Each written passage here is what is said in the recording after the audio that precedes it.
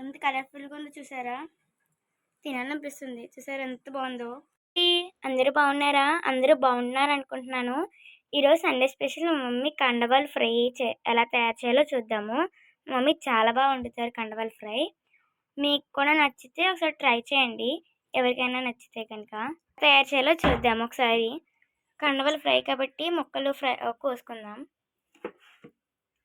చిన్నగా.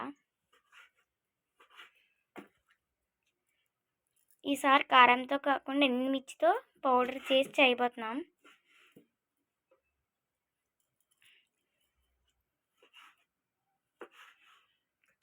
ఇవన్నీ కట్ చేసుకున్నాక చూపించేస్తాం. నెక్స్ట్ ఎండుమిర్చి కారంతో చేసే కండవాల ఫ్రై. నేనైతే 15 ఎండుమిర్చి తీసుకున్నానండి. ఒకసారి కడిగేసుకొని నానబెట్టుకున్న 30 నిమిషాలు. ఇప్పుడు మిక్సీ జార్లో వేసుకొని చేసుకుందాం. వేసుకున్నాక మిక్సీ జార్లో మిక్సీ పెట్టేసుకుందాం. కొంచెం వాటర్ వేసుకొని చేసుకోవాలి. ఒకసారి తీసేసుకోండి. మళ్ళీ కొంచెం వాటర్ వేసుకోండి. ఒకసారి మళ్ళీ మిక్సీ పెట్టేసుకోండి. ఇంత పేస్ట్ అయ్యే వరకు చేసుకోండి. స్టవ్ మీద కడాయి పెట్టుకొని స్టవ్ ఫ్రైకి ఆయిల్ ఎక్కువ పడుతుంది. హీట్ ఎక్కాక కండవాలు వేసుకోండి. నాకు చాలా ఇష్టమండి మా మమ్మీ చేసే కండవాల ఫ్రై. మీలో ఎవరికైనా నచ్చకపోతే ఒకసారి మా మమ్మీ చేసినట్టు ట్రై చేశారంటే మీకు కూడా నచ్చేస్తుంది. చాలా బాగుంటుంది. సాల్ట్ వేసుకోండి. వేసుకున్నాక గరిటెతో కలిపేసుకోండి. మీలో ఎవరికైనా నచ్చిందంటే కామెంట్ పెట్టండి. నచ్చలేని వాళ్ళు వేసుకోకూడదు, ఎందుకంటే ఇందులో అస్సలు వాటర్ వేయకూడదండి. కండవాళ్ళు సాల్ట్ వేస్తే ఎక్కువ వాటర్ వచ్చేస్తుంది, దీంట్లోంచి వస్తాయి అన్నమాట. చూసారండి ఎంత వాటర్ వచ్చిందో. మూత పెట్టుకోకండి, మూత పెట్టుకుంటే వాటర్ అస్సలు అవ్వదు, అందుకని మూత పెట్టుకోకండి.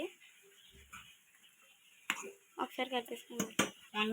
దాంట్లో ఉల్లిపాయలు, పచ్చిమిరకాయలు, కరివేపాకు వేసుకుందాం. మనం నీళ్ళు మొత్తం మరిగిపోయినాయి కదా, ఆనియన్స్ కూడా మగ్గిపోవాలన్నమాట. తర్వాత అల్లం వెల్లుల్లి పేస్ట్ వేసుకోండి.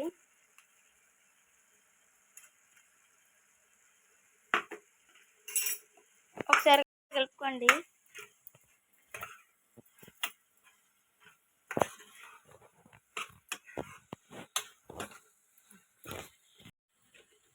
వన్ స్పూన్ ధనియా powder, half teaspoon garam masala వేసుకోండి.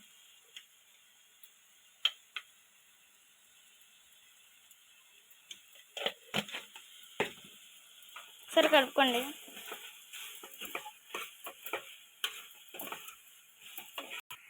ఇలా వేగిపోయాక ఎండుమిర్చి కారం వేసుకోండి. ఇందాక పేస్ట్ చేసుకున్నాం కదా, కారం వేసుకోండి. ఎండుమిర్చి ఒకసారి కలుపుకోండి బాగా.